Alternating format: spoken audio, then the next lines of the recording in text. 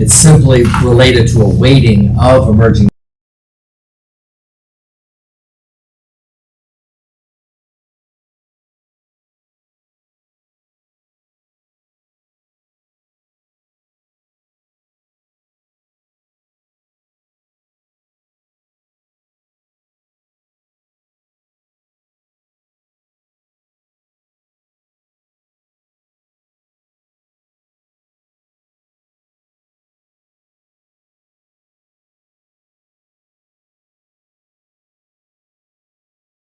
media bond and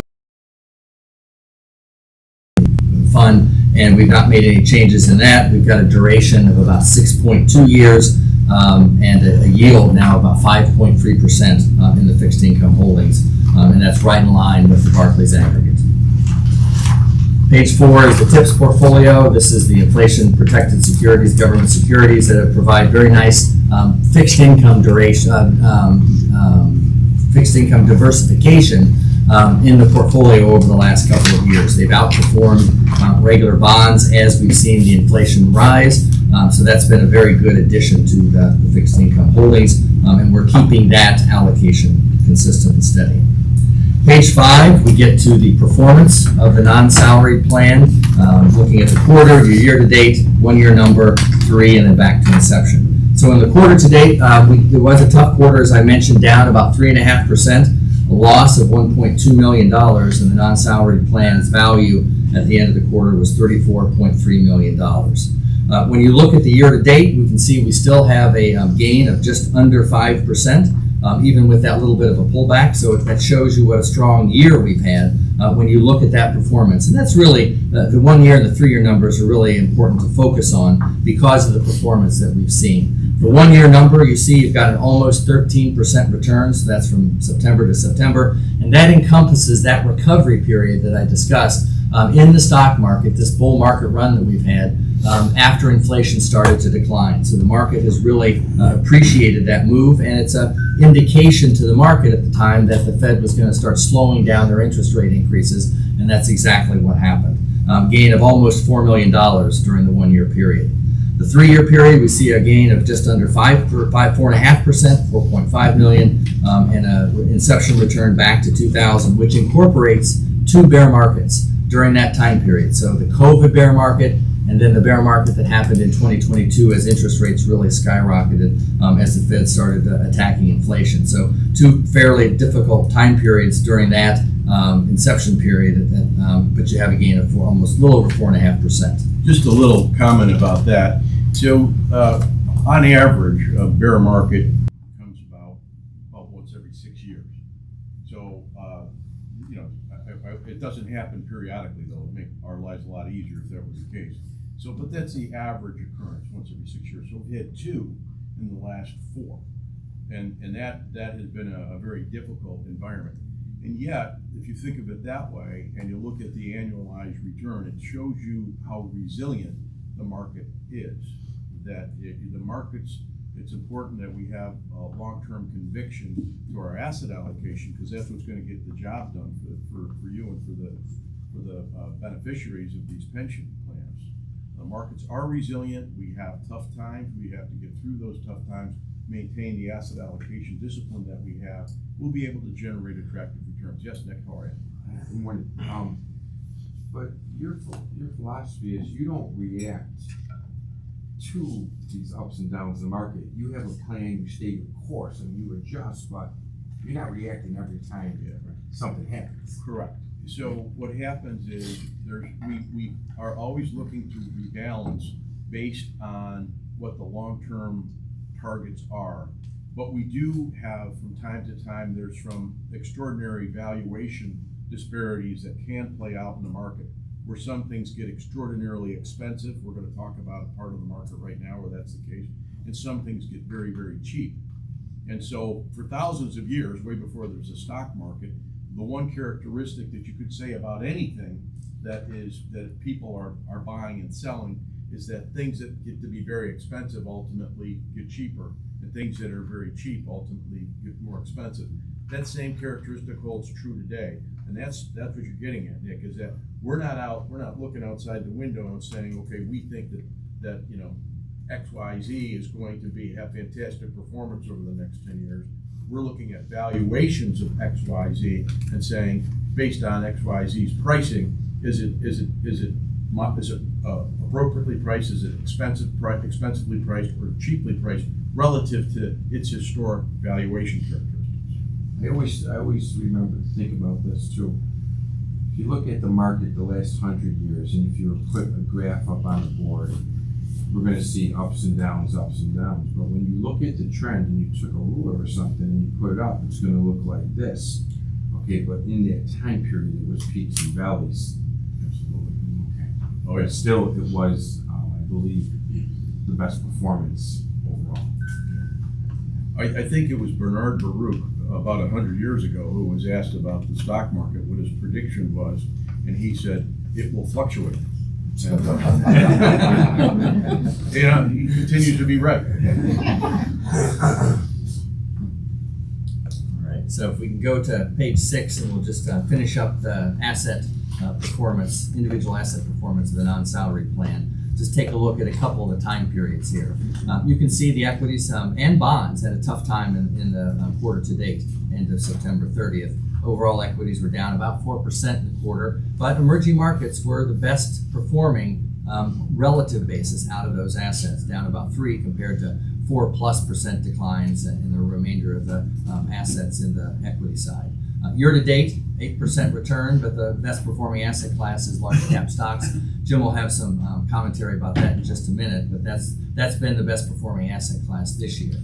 On the 1 year basis, though, if you look at that, this is the important factor, I think, to think about in terms of the equity performance. Almost a 20% return out of equities over the past year, from September of 22 to 23. And diversification did pay off during that time period. You see the exposure to the MSCI EAFE index, EAFE, towards the bottom of that column, up about 25.65%. That's the international developed world, Europe, Japan, and Australia. So that, as the dollar declined a little bit this past year, that was the best performing asset class. Then you also had large cap value outperform large cap stocks.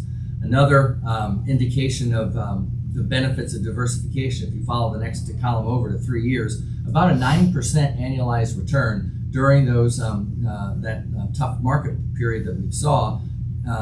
Further illustrating Jim's comment about being the markets being very resilient. You actually had value, mid cap, and small cap stocks up more than large cap stocks. So that's the importance of being diversified. We never know what asset class is going to be the best performing one in each time period, and we want to have exposure to them all. And so that benefits you from trying to bet or guess what's going to be a better performing asset class. And then finally, you've got a return of almost 6.5% over the inception period back to 2020. Just wanted to talk about what's going on right now from a historical perspective. Is if you go back 10 years, a decade, and you look at the rate of return for a blend of equities like we have in the pensions, the rate of return for your equities right about 9%. If we were to go back 10 years ago and we were going to predict what the equities would have generated for the next 10 years, we would have guessed something right around 9%. So that worked out quite nicely, even though we've had a lot of volatility throughout that process, the chart that Nick was describing. But the real story is that over the last 10 years, the bond market has generated a total return per year of about 1%. And that's the real issue here. And that's not something that we're accustomed to. With the bond market cratered, and Tim has talked to you about this before, in the first 9 months of calendar 2022, and the full year calendar 2022 was the worst bond market ever. So the Bloomberg aggregate was down 13.1% for the full year calendar 2022. The aggregate index was created in the early 70s. The second worst year ever was 1993. It was down 3%. To give you an idea just how bad last year was. So we've got this hangover that we're going to have for the impact of the bond market, the decline that took place in bonds last year. We're going to feel that for a while. We're going to see that in the numbers. That's the bad news. The silver lining to that is Going into that environment, what we saw that bonds had returns that were below the rate of inflation. So they had negative inflation adjusted yields. Interest rates have moved up so much now, and inflation is declining, as Tim mentioned a little while ago, that we now have positive inflation adjusted yields for your bonds. What that means is on a going forward basis, the rate of return, the inflation adjusted rates of return for bonds are far more attractive. We had to go through a lot of pain in order to get to where we are, but on a going forward basis, bond returns are going to look quite attractive, even relative to equity returns. Those are 6 month, 1 year, 3 year, 5 year, 10 year lines. Yes, we're laddered across we look at a statistic called duration. We have a weighted average duration of about 6.1 years or something. 6.2? Yeah. 6.2 years right now. And so that the average maturity would be closer to the 8 or 9 year range. So what we have, they're shorter term bonds and longer term bonds. Prior to the decline in the bond prices, okay, the interest rates got down to 2 to 3% on the long end. I mean, that was abnormally low. Very low, yeah. Okay, and during that period of time, things like pension plans, life insurance companies, and banks were having issues. So you could argue we're now coming back to more normal. I mean, No doubt, absolutely. Yeah, interest rates are not inordinately high right now. They're just kind of getting back to the sort of the long-term averages. We were inordinately low, is what Bob's telling Yes. me. Is that was the strange thing. And when interest rates are very low, it was a Six Sigma event as it relates to interest rate risk. That the downside risk in owning long-term bonds was extraordinarily high. So what we did is we shortened the duration. So we were to reduce the impact of a rise in interest rate. We had no idea interest rates were going to go up as much as they did. We would have shortened them even more. But now where we are, now we see there's more reinvestment rate risk. The bigger risk for bond investors right now is not owning bonds that are long enough, because when interest rates start to decline, you're going to see capital appreciation in the bonds, but you're also locking in today's interest rates for a longer period of time. that's why the yield curve is negatively sloping. And then at the inflection point, I didn't look today to get them, but it's about 1.5 years on the inflection point. But if you look at it, it's flat. It's very flat right now. We had a very severely inverted yield curve just till through the end of June. And then in the third quarter, Tim was showing the negative returns in the bond market. That was the intermediate and longer term bonds.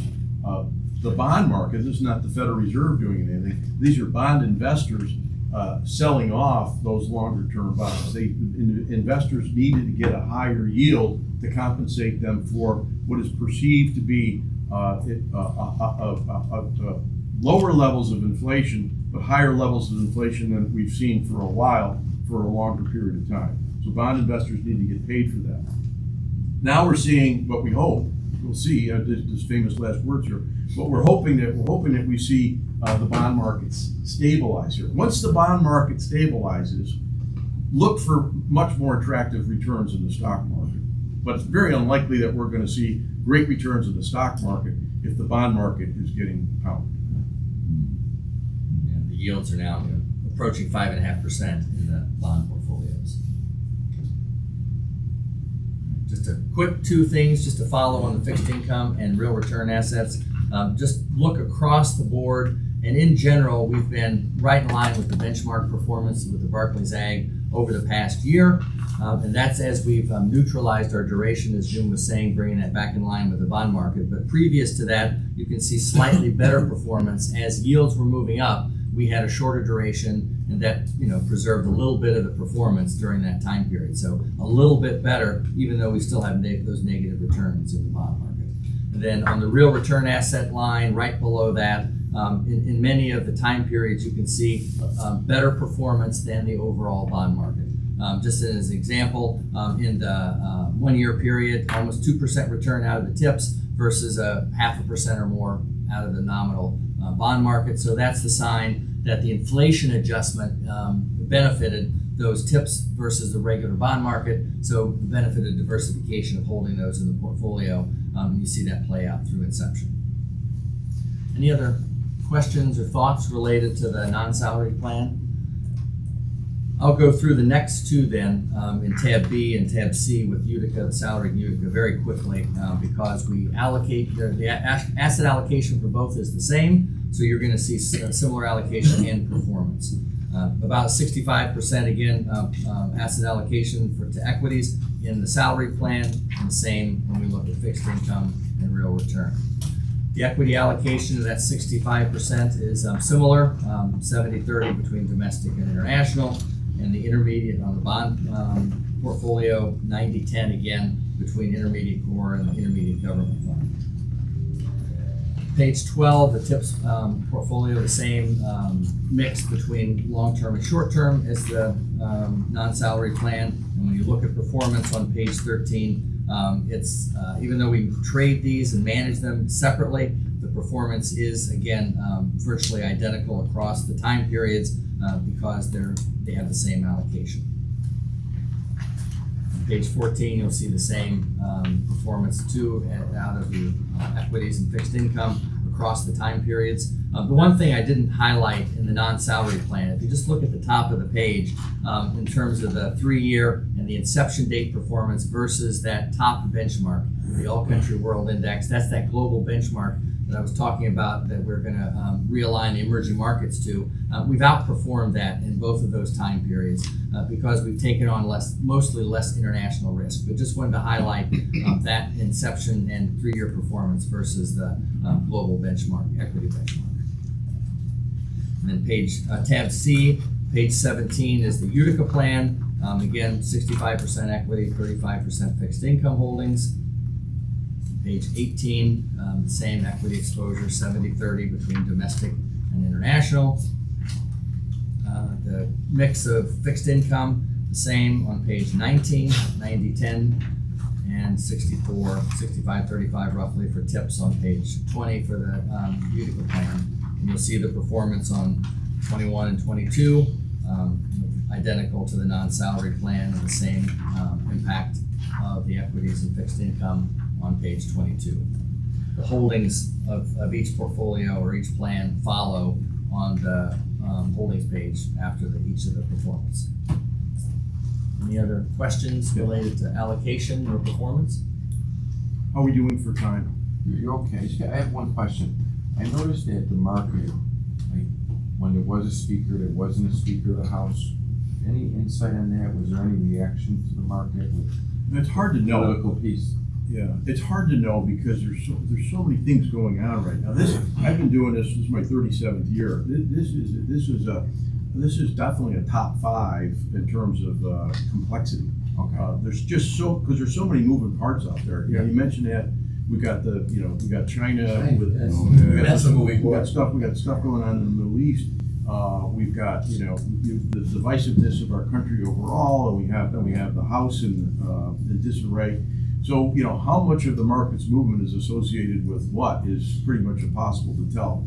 Certainly, I don't know much about Mr. Johnson one way or another, but I do think that our country is better off with having a Speaker of the House versus not having a Speaker of the House. It can start to do some things and make some decisions and pass some legislation. So we'll see how he plays out in terms of how his effectiveness. As you probably know, he's a very junior congressman. And he doesn't know the president, doesn't know any of the senators. He doesn't know a lot of the leaders. So that he's 2 heartbeats away from becoming the president. He's number 3 in line. We kind of have an unknown. We don't know what that ultimately is going to mean, but we're going to find out.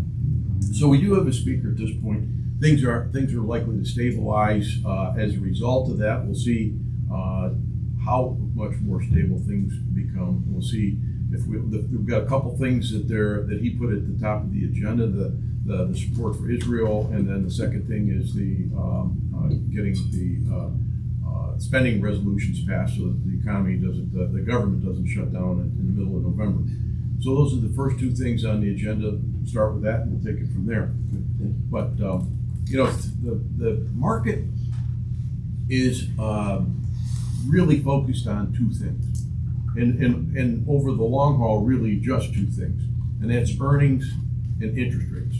And that sounds very callous, but you will find the stock market, you'll find securities pricing, and investors look at that, and that's really what matters. Yeah, yeah. Ben Graham, who was Warren Buffett's finance professor at Columbia University, his quote is that the stock market is a voting machine in the short run, and in the long run, it's a weighing machine. And the stock market is a discounting mechanism of cash flows. Cash flows are the earnings from businesses, and the discount rate are the prevailing and projected interest rates in our economy. And so that's what drives the market over the long run.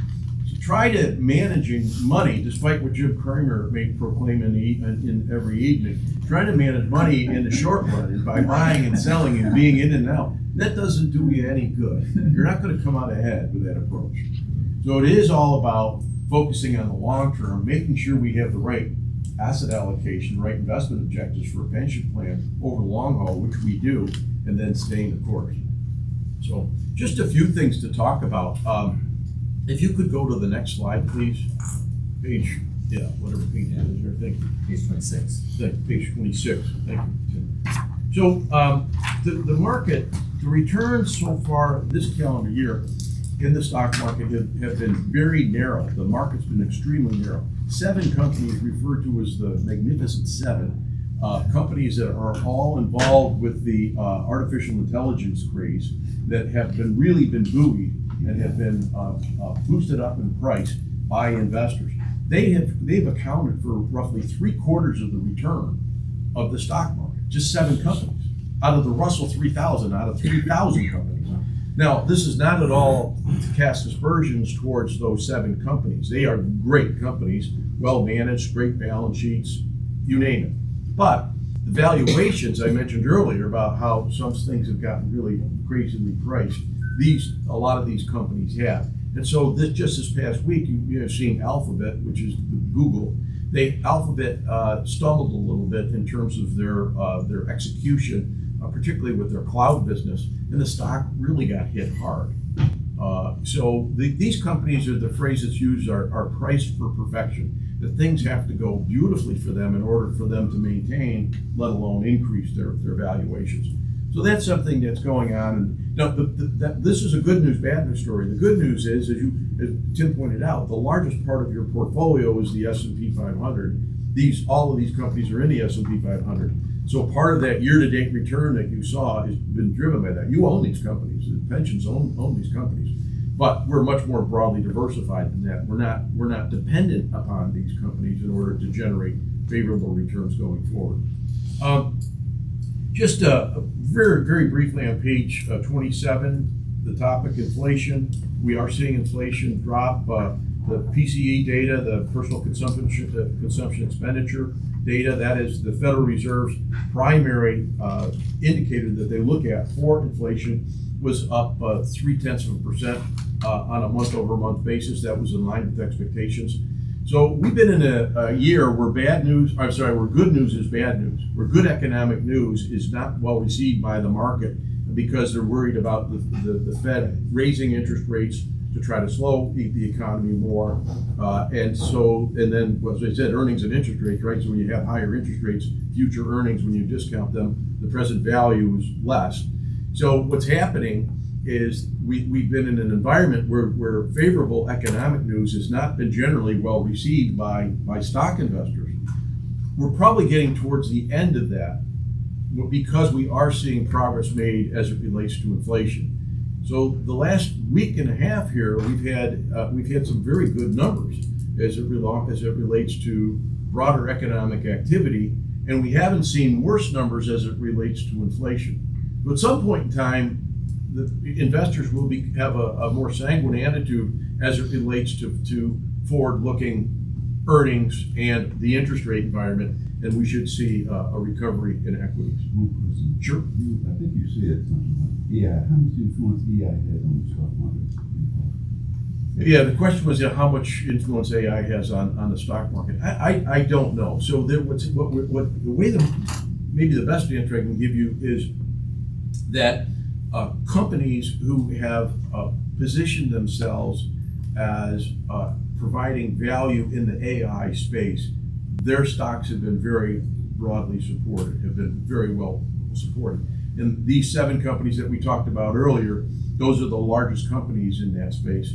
To the peril of those 7 companies are a couple things. First and foremost, regulatory oversight. There are a lot of people are concerned that big tech is getting to be too big, and so they, kind of avoid monopolistic behavior. And the second thing is just a general characteristic of entrepreneurship and capitalism is that other companies, I should say, are going to identify ways to use AI technology to create products and services. So we'll see more of that. Let's jump ahead to just look at page 29. Bob had mentioned this earlier. This is the top chart there shows the yield curve over the last 24 months. Interestingly, the 24 months ended September 30th. If we were to update it just to today, it would look decidedly different. That top green line was, as Bob was pointing out, that's pretty much flat right now. The 2-year Treasury is right about where it is now, where it pointed there, but the 10-year and the 30-year are right up at 5. And then you can see in over 24 months from where we were at September 30th, 2021 versus September 30th last year, this huge shift up across the board in interest rates. It's extraordinary, both in a nominal sense, just the amount that it moved up, but it's truly extraordinary on a relative sense. So when the Federal Reserve started to raise rates, Fed funds rates were at 0.25%. They raised them by another 0.25%. Well, that's a 100% increase in interest rates. And so over the last year and a half, there's been a 21-fold increase in short-term interest rates. And that's why the bond market's been getting clobbered. Again, the silver lining to that is now we have higher yields, higher interest rates, inflation's dropping. We buy some longer-term bonds, we're going to have some good returns for them.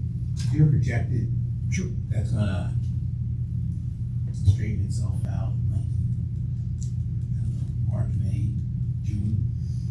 So interest rates start to drop. Yeah.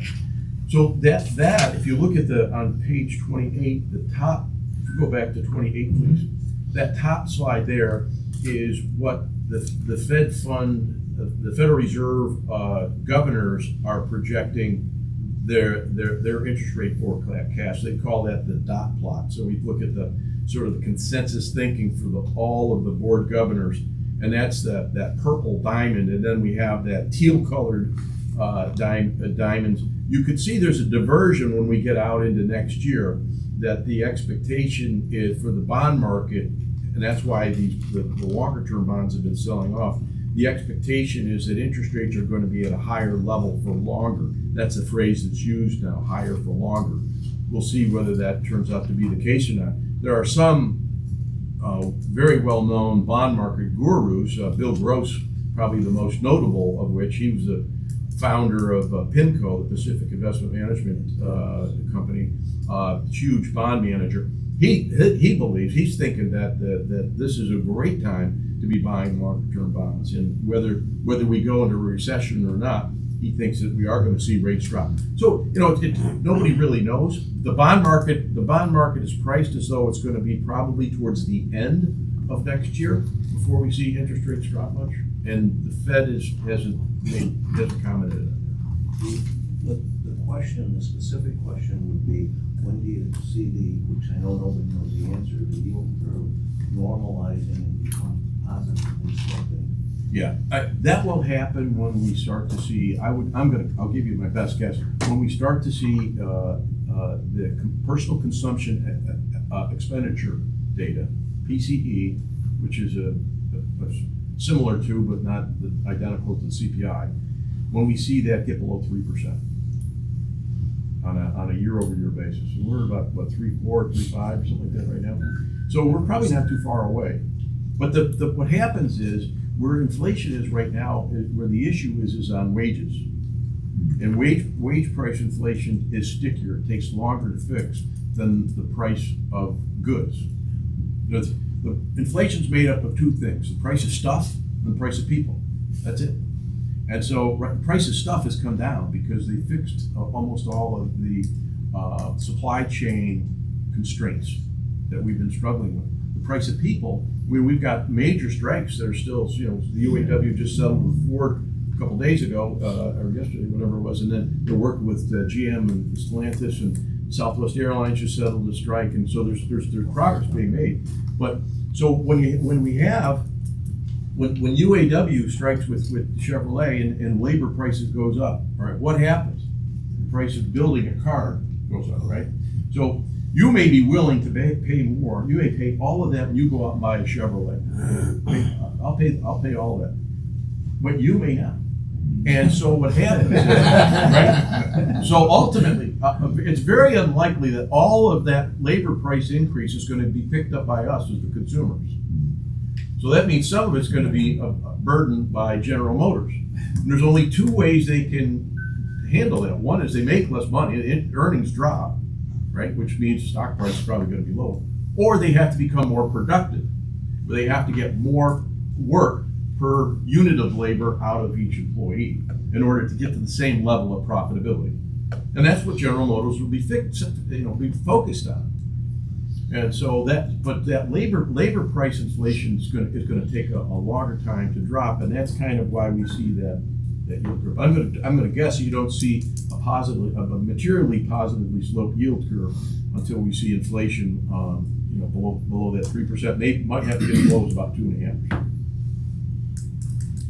All right, one other thing I just want to point out, because there's a lot in here and we don't have more time. I know you guys got a full agenda.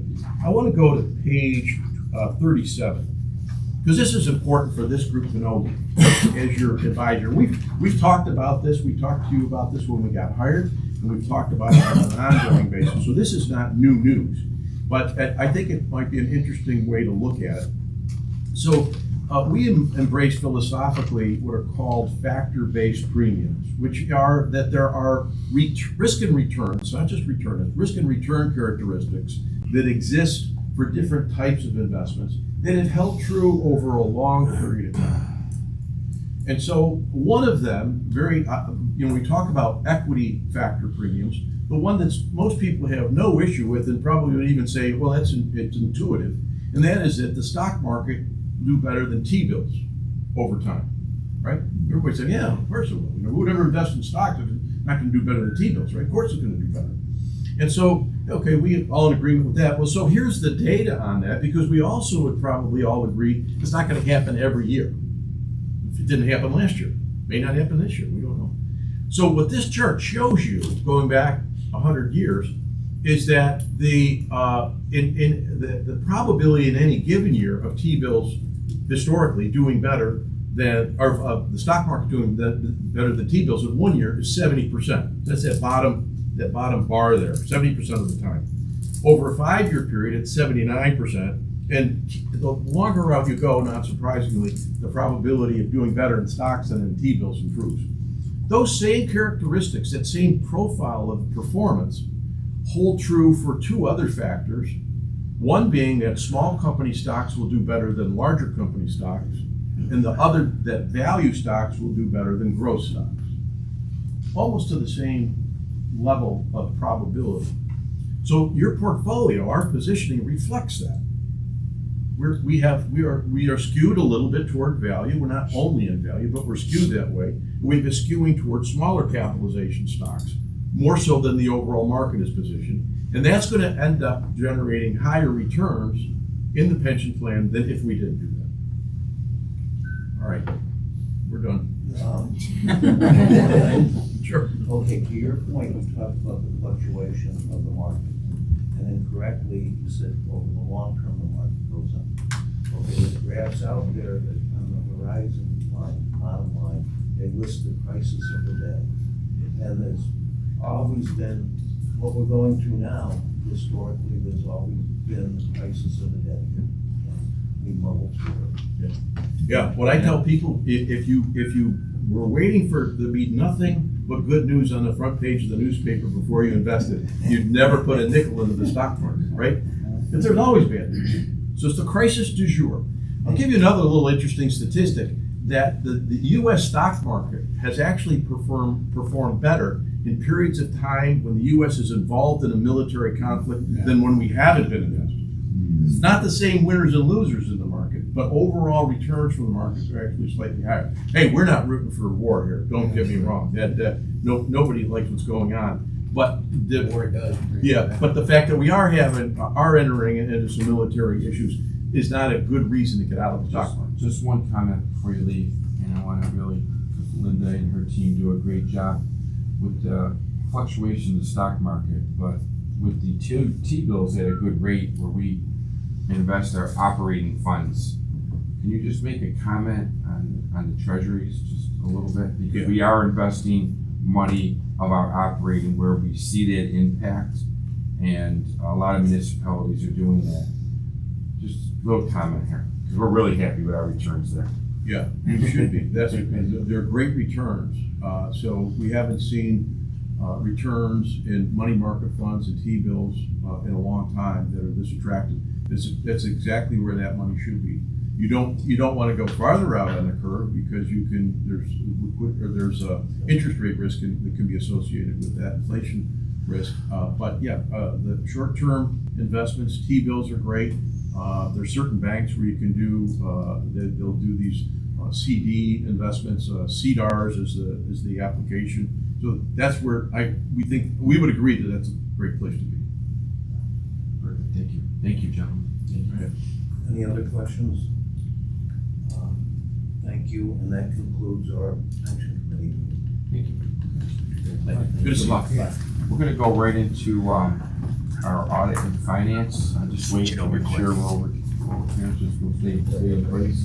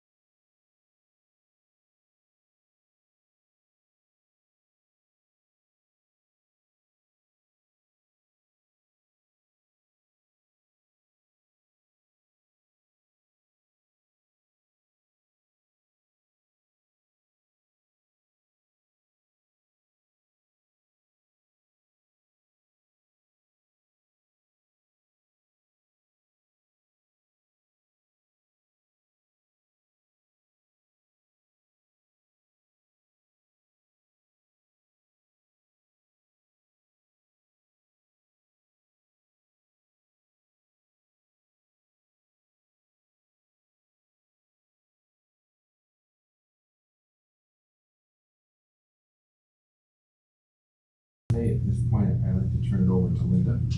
Thank you. Good morning, everyone. So this is a quarter end. We're going to start with the statement of net position. Our quick ratio continues to be good as of September 30th. It's 7.75.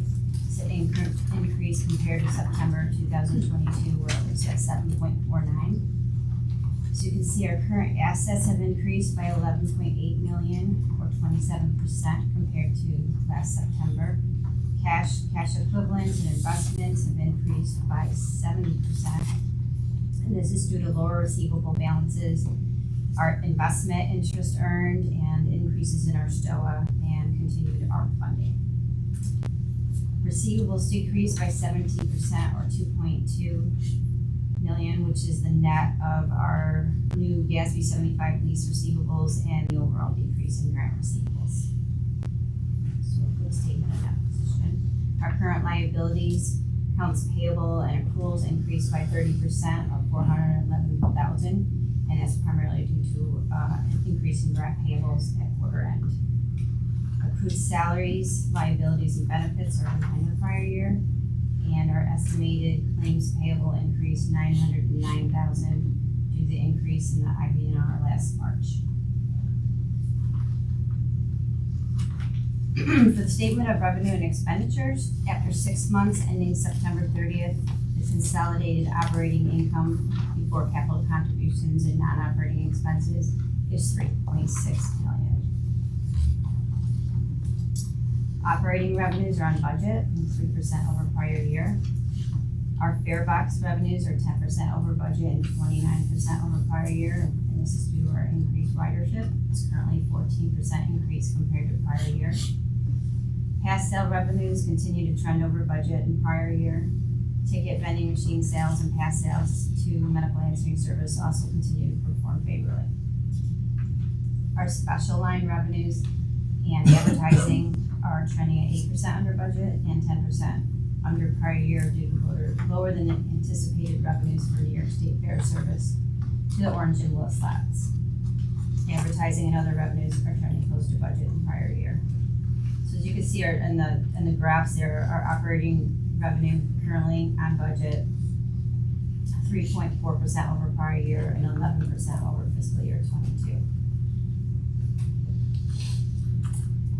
Core expenses, operating expenses are $5.6 million or 13% under budget and 7% over prior year. Our salaries and wages and other employee benefits and payroll taxes are 13% under budget and in line with prior year. And this is due to open positions amongst our bus operators and buildings and grounds technicians. Our healthcare benefits are trending under budget 18%. However, we are 4% over prior year. In current year, we have 473 more claims and 6,903 more services reported to UMR. Workers' comp is currently 6% under budget, but 27% over prior year. In current year, there are 36 fewer claims, however, they are higher dollar claims realized. Pension benefits are 7% under budget and 31% over prior year. Pension contributions were trued up to actuarial recommendations in August. Our risk management is 4% under budget and 8% over prior year. The budgeted variance is due to a credit for reduced claims experience in prior year received in current year, legal fees exceeding prior year, and claims trending lower than anticipated in budget. Our purchase transportation is over budget 26% and 43% over prior year. All work that was provided previously by Peace is now being provided by our purchase transportation vendors. And currently, the vendors are providing 82% of the service requested. Ridership increased 19% compared to the same period in prior year. Materials and supplies are 13% under budget due to the unrealized budgeted expenses and 16% over prior year due to increased costs for bus parts in current year. Services are currently under budget 31% due to the discontinuation of the Peace contract and other budgeted services for consulting, advertising, marketing, engineering, which were anticipated but not realized at this time.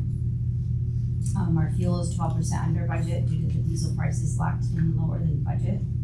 Utilities are close to budget in prior year at this time, and other expenses are 26% under budget and 19% under prior year, due primarily to budgeted conferences and travel not yet realized.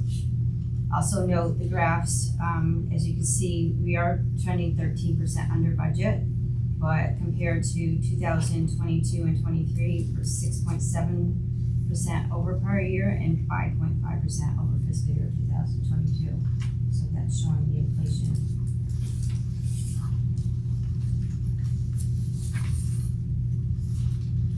Non-operating revenues are 5% under budget and consistent with prior year.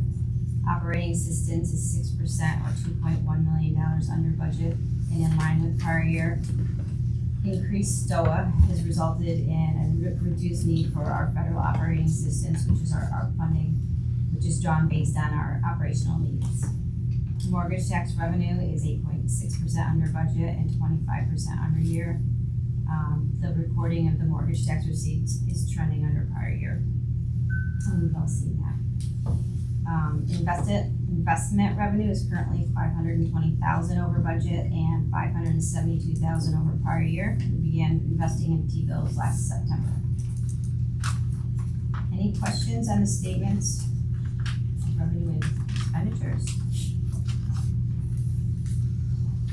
Next, we have our investment report. As of September 30th, the money market Unrestricted and designated reserve cash balances are 22.6 million. So the authority continues to have a healthy cash position. As of September 30th, 12.6 million in investments. Current investment discount rates are between 5.18% and 5.26%. And the anticipated yield at maturity is 332,000. Mortgage recording tax is 372,000 under budget and 1.3 million under prior year.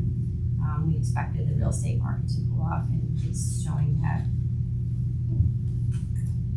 In September, receipts for the 4 counties are 112,000 less than September 2022. But if you look at the graph, the 5-year graph, we're still in fiscal year 24 performing better than fiscal year 20.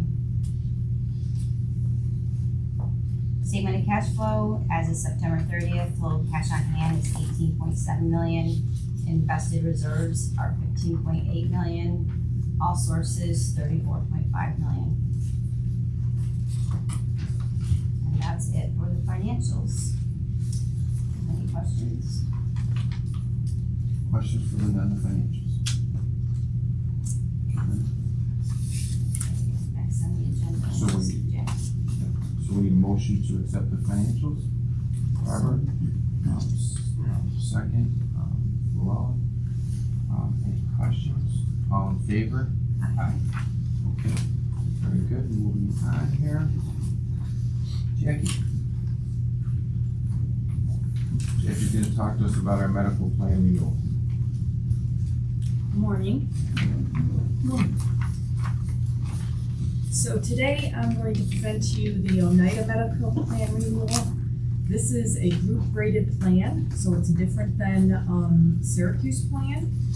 It's through Excelis. The average medical costs this year are what they're seeing for group plans are anywhere between 12 to 17% increase from last year. We originally received a proposal from Excelis quoting us a 14.5% increase to the medical plan for this upcoming year. However, one group was able to negotiate that down to 9.5%. So this is what we're looking at for 2024 is a 9.5% increase. What I'm seeing. Any questions? What I'm seeing is, right around the 10 right now. Yeah. It's fairly standard out there, And this is group rated too, so you have to remember. they haven't been in. How big is it? Well, our group is about 80 employees. Haven't been in too many meetings where medical insurance is going down. If there is one, please invite me. Any other questions? There's no other questions, any, motion on this, please? Okay, Tina, second, Darlene, any questions? All in favor? Aye. Thank you. Okay, Tara's gonna talk to us about a grab and go lease. Good morning, everyone. So I am looking for a resolution to award a tenant lease agreement at the RTC. We have had an open space with a newsstand there for almost a year. And after following the ABO guidelines, getting a fair market value assessment, and letting this lease to the public, 2 RFPs were returned. One was non-responsive, the other was Grab and Go Newsstand Syracuse. They, however, did not meet the fair market value, so negotiations started via our broker, at Kisa with CBRE, and we were able to get to a place that was above fair market value. So we are looking to award this lease agreement for 10 years with 2 5-year options. The monthly lease numbers are inclusive of the CAM charge at the RTC, so it's all in that rate. Tara, can you educate the board on our other tenants down there? We have a number of other tenants. We have Amtrak down there, we have Greyhound. They are not subject to ADO guidelines, so we can negotiate leases with them as we see fit. We also have Subway down there and Trailways as well. We do have an open space for what used to be Dunkin' Donuts. So we were able to fill the space as opposed to Dunkin', but there continues to be interest down there in that as well. But that will follow this same type of, Is this the storefront that was already the store? yeah, the little convenience stands, yes. Okay, sometimes people don't understand that we, manage that down there, but it's another part of us. Any questions for Carol? Okay, need a motion? Darlene, second, Neil, any questions? All in favor? Aye. Thank you. Linda, am I missing anything? Just one last thing I want to announce a new staff member. We have a new senior procurement analyst, Jason Smith, sitting in our audience. You're welcome, Welcome, Jason. Jason. Good. Other than that, that concludes our finance. Let's take a quick 5 and then we'll get back and convene the board meeting, okay? Thank you.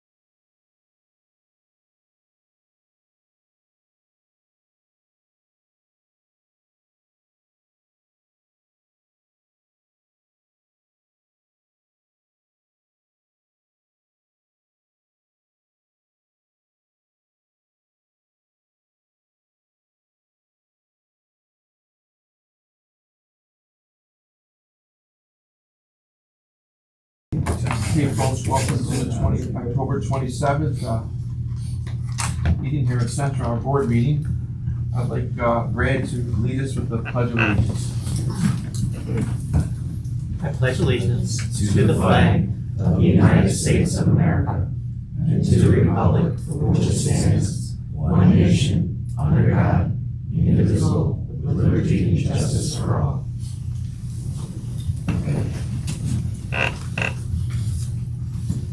Okay, we have a quorum present. Our next meeting date is November 17th. The Governance Committee will be reporting out Audit and Finance. At this point, I need a motion to approve the regular minutes of September 22nd. Monty, second Neil. Any discussion? All in favor? Aye. Okay, at this point, I'd like to acknowledge a great person on the retirement here. Jody? Where? Jody has, get behind you. Everybody's usually over here. You're my only retiree that's behind you. You have to go through the script again. Okay. Jody Jones has served the Syracuse community for over 34 years. Jody's career at Central started in 1989. As a servicer, he was promoted to a mechanic helper for 2 years. He worked in buildings and grounds for a year, then transferred to the body shop. He spent many years as a body shop technician, where he was promoted to a backup foreman. In '99, Jody started attending bus builds. He oversaw the production of the MCI, Orion, Gillig, and Coach equipment. That's a lot of work. You really got to pay attention. Wow, it's unbelievable. His efforts ensured the buses arrived in good working order, and his expertise was key. Fun fact, during the bus rodeos, Jody is certified with the idea to display the contestant's name on the destination sign when they drove the course. I know that for a fact because years ago, when I drove the bus, my name was up there, and it's in my office, and so thank you. I can think about you all the time, Jody. Now they know you're behind that. It's the last time my name was ever on a bus. In '16, Jody transferred to the farebox department and was eventually promoted to foreman. He was a go-to person to repair fareboxes and cameras on the spot, as well as pull videos of accidents. Jody moved to management in '21 as the night fleet manager. He ensured our buses were fueled, clean, and in good working condition for the morning pullout. He had a knack for motivating employees to go the extra mile. Jody's well respected and improved morale with his awesome personality. Please join me in congratulating Jody on his retirement effective November 1st and on his 34 years of dedication to Central and the Syracuse community, and of course to our customers.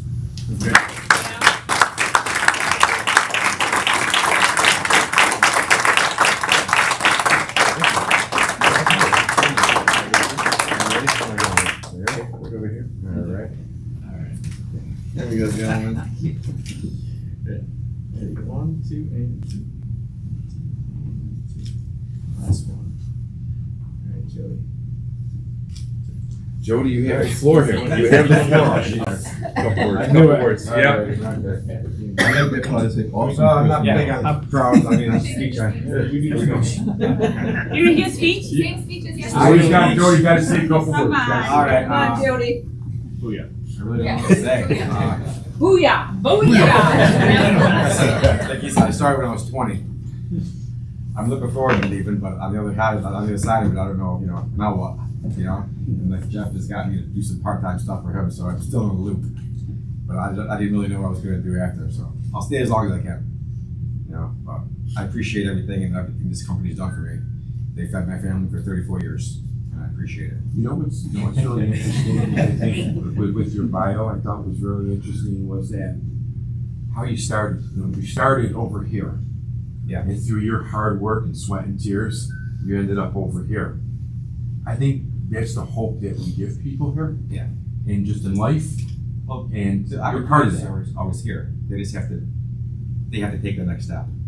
You know what I mean? But if I had to describe you and your accomplishments, there's one word that comes up, and it's passion. Yeah. Passion for your job. Yeah, I enjoy my job. And it says awesome personality too, right? Yeah, not right now, right now. Okay, Jody. Thank you.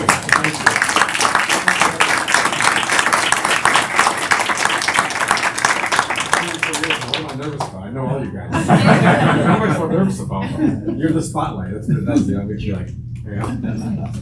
Thank you so much. Thanks again. Good luck with everything. Alrighty, you got this. We'll keep you part-time for 30 years. You're good. Okay. I'm watching the budget. Thanks again. Appreciate it. Thank you. Thank you. All right, thanks. Thank you. All right, thank you very much. We'll do one quick His son Brian's also a mechanic. Oh, there it is. That's who's with him here. Hey, Brian. It's going very nice. Got some big shoes to fill, huh? Not this guy. Well, they're not that big.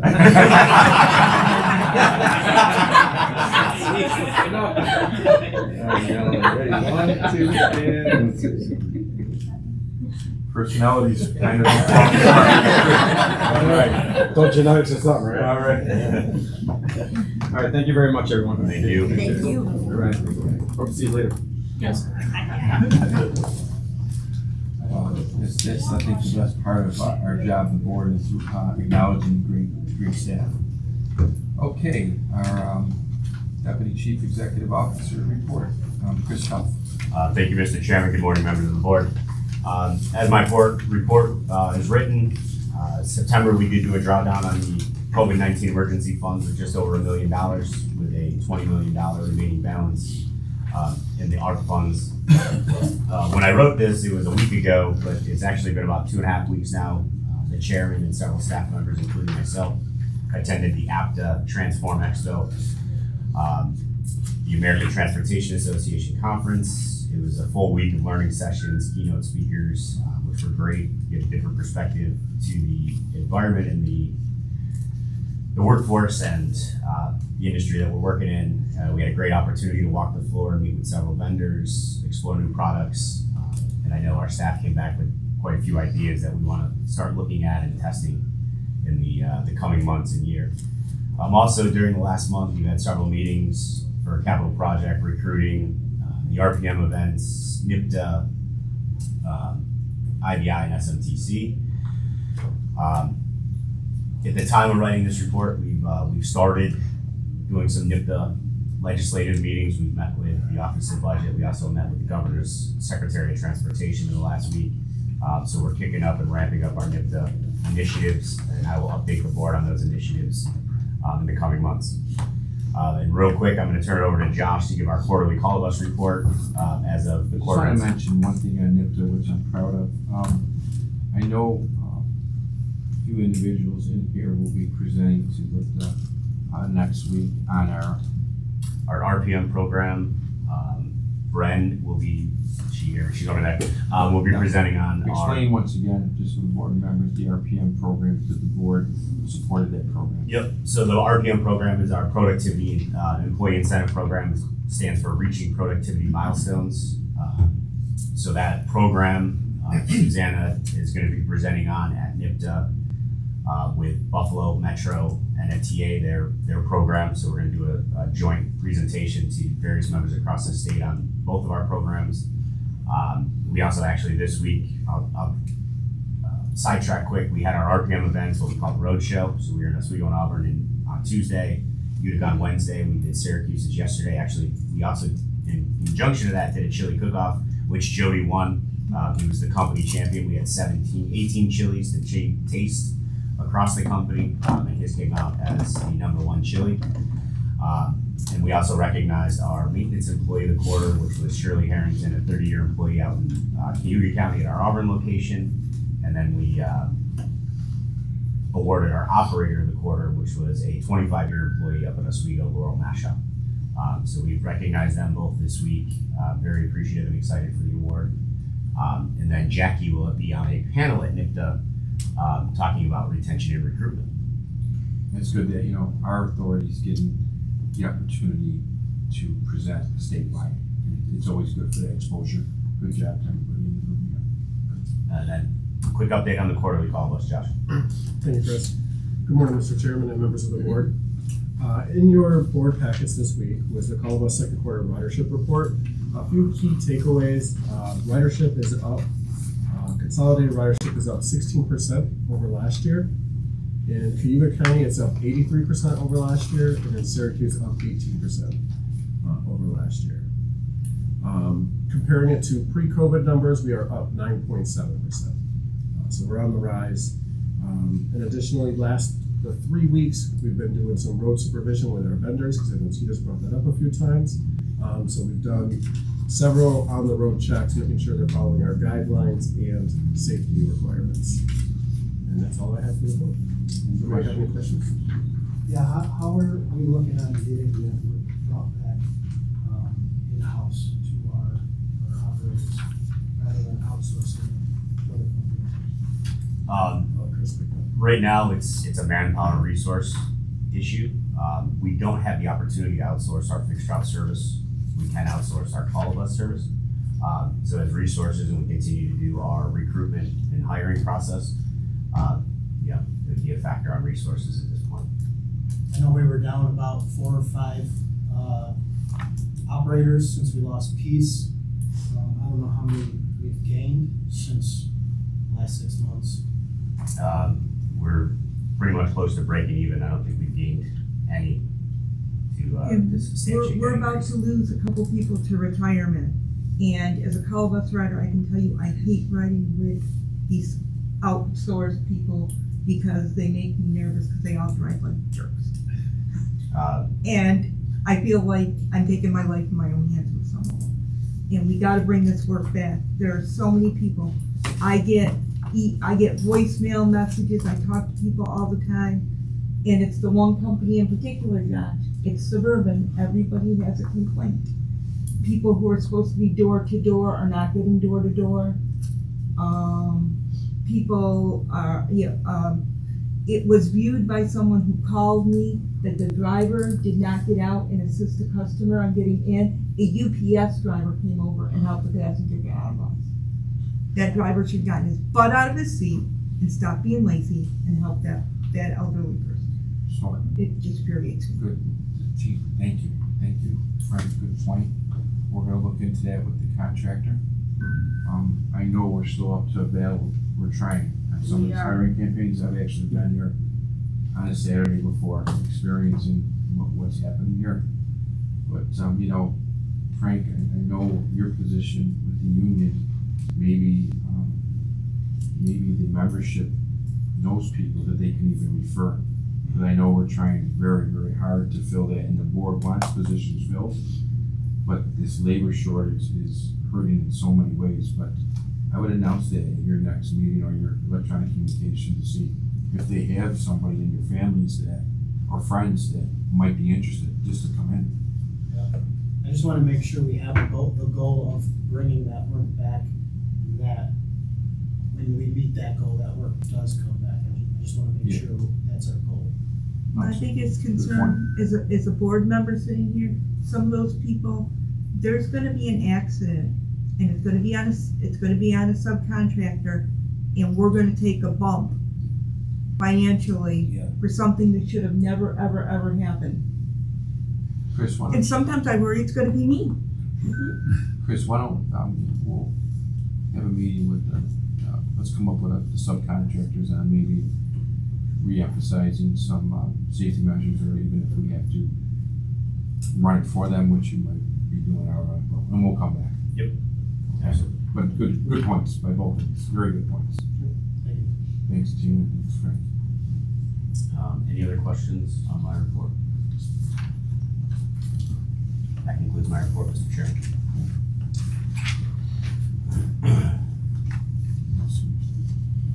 Okay, we're gonna go right into Audit and Finance Committee. Audit and Finance Committee today, everything was vetted at this point. We discussed our quarterly financial statements, but Linda should give a great presentation.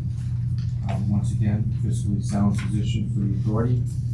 As a matter of fact, one of her comments that was made was we're under on the salary line primarily because of the lack of the workforce. So this is all kind of coming together. I mean, the allocation's there, we just gotta find people. With that being said, motion was made to bring it to the full board for approval. May I have a motion, please? Tina, second. Monty, any questions?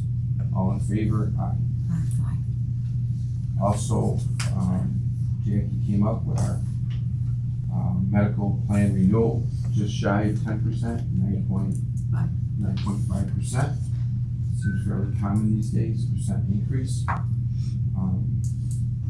Motion was made to bring it to the full board. May I have a motion?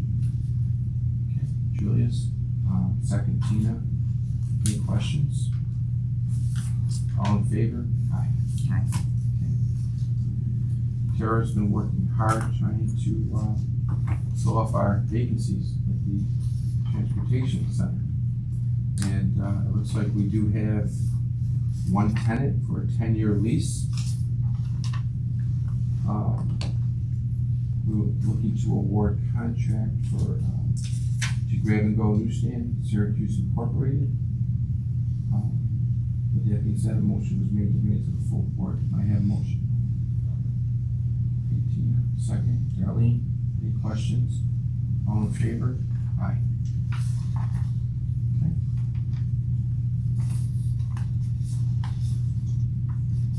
Okay.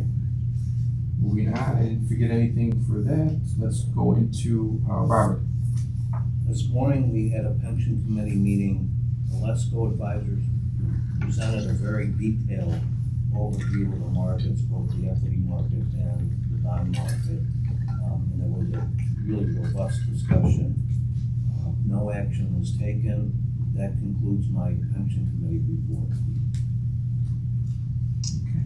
And it was interesting, if you saw that, there's a lot of money in those pensions that we're overseeing there. Very important, and that's why I let that go over today. Okay. Okay, at this point, is there any old business? New business? Okay. At this point, we're gonna go into executive session. We have the need for an executive session to discuss the employment history and related issues of a central employee. May I have a motion to move into executive session? I have Tina, second. Luella. All in favor? Jake, please stay. Chris, please stay. Stay as well.